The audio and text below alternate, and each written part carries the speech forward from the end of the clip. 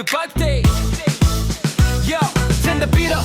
It's a family celebration. Para sa hari ng tropa, standing ovation. 50 years strong, pero yang pa rin ang dating. Sila lang sa mic, lahat napapalingon. Grabe ang dating. Sawasay na lengling noong kabataan. Steps sina Lucy at Semi sa bahay araw-araw. Di naging madali ang buhay na dinaanan, pero tumawa pa rin kahit mabigat ang pasa. Walang magandang memories nung siya'y bata, pero lumaki siyang masayahin. Wala lang patay talaga, panigay. Lahat napapatawa pag silang ang kasama. Walang uwian na malungkot pa.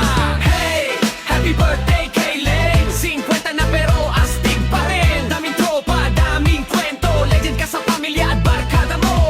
Hey, happy birthday kay Leng. MVP sa court hanggang ngayon pa rin. Taas sa baso, taas ang kamay para sa tatay naming astig habang buhay.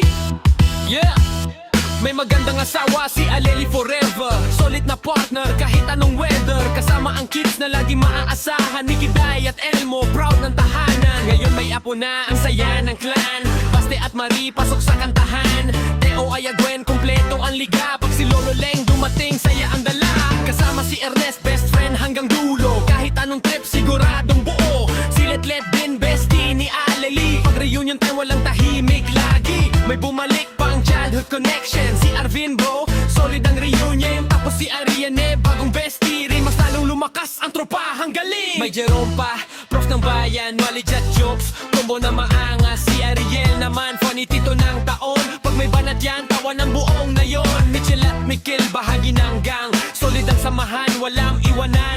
Si Lengleng talaga, daming tropa. Parang celebrity sa dami ng barkada.